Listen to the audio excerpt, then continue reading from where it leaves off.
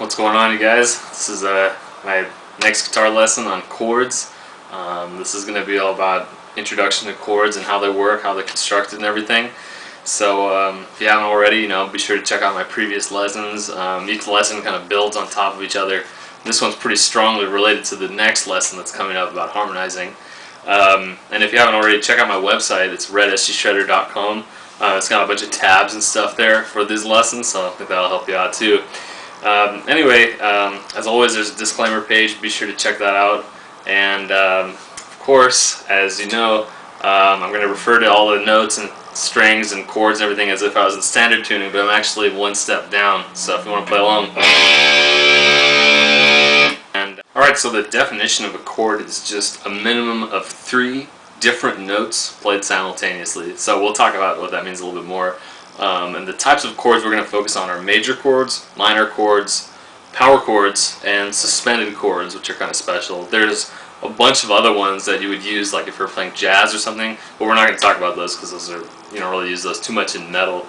And once again, like we talked about in the scales, focus on the shapes, not the specific positions that I show you.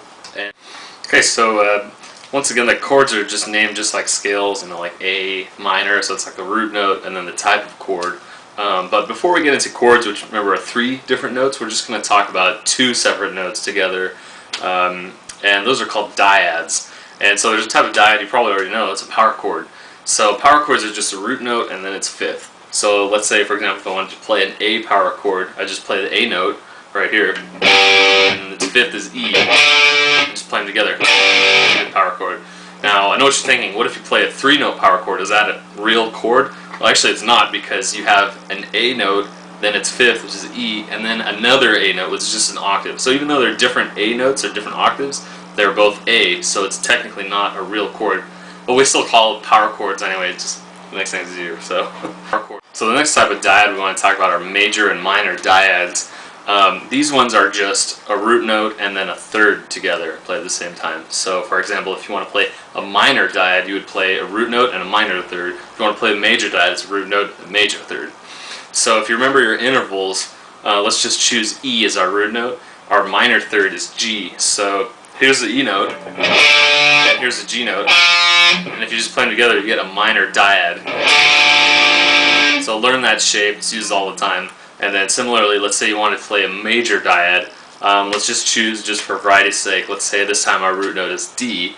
Then if you remember your intervals again, the major third of D is F sharp. So here's D, and then here's F sharp. If you play them together, it's a D major dyad. So hear them together. So that's it for dyads. Now let's make triads, which is just 3 notes together. Since they're just 3 notes and they're different notes, it's the smallest, simplest chord you can possibly play. So this time we're just going to add 5ths. So if you remember from your intervals again, the 5th of E is B and the 5th of D is A. So this time we're going to play E, G, B, and we're going to get a minor, E minor triad. It's going to look like this. And if you do the same thing, you get, for D, you'll get D, F sharp, A, for a D major triad. So it looks like this. So I added these 2 notes here, respectively. So if you play them together, it sounds like this. Now we can get a little interesting and talk about inversions. So inversions are just a different way of playing the same notes. So in those examples, I was always showing you root note, third, and then 5th in that order from lowest note to highest note. But you don't always have to play it that way. You can play, let's say, your minor third as your lowest note, and then do some other weird thing like that. And it just sounds different. It's just for variety. There's a whole bunch of different ways you can combine those, but I'll just show you 2 of the most common ones because the rest of them tend to be kind of hard to finger. So let's start with dyads. If you remember, the E minor dyad was just E and G. Right, so instead of playing the E note as your lowest note, let's play the G note as your lowest note. So here's your low G note. So let's just play that G and then E, which is just right here again. It's kind of a big stretch.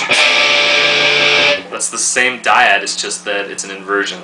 And same thing with the F sharp, excuse me, the D major. Now we're going to play this F sharp over here. It's going to sound like this. So the original ones were these. We've changed them, inverted the thirds to do this.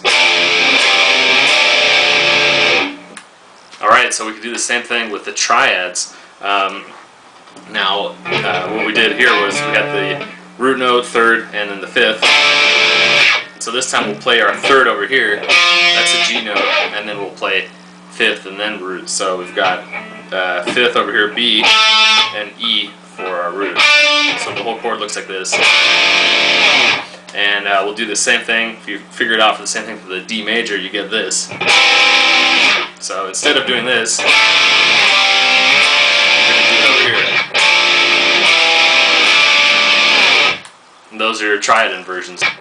Okay, so now you know the basics. That's all there really is to chords. Now you can just add more octaves of various notes to just add more notes to them and have them play over more strings. So for example, if you just play your regular E minor and E major, it looks like this.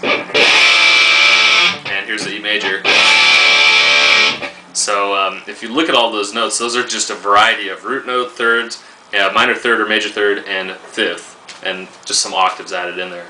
And the one thing to keep in mind is that when you go from minor to major, it only requires you to change one note. So if you notice my finger, that's the E minor, that's the E major. And so you can do the same thing for A minor and A major. This is A major. Same thing for the D minor and D major. That's D minor and D majors right here. And then there's two that don't really fall into any kind of classification. That's G major. There's a couple of different ways to play it. You can add, thirds or fifth or extra roots in there if you want. There's a couple of different ways to play it. So the G major. And then same thing with C major.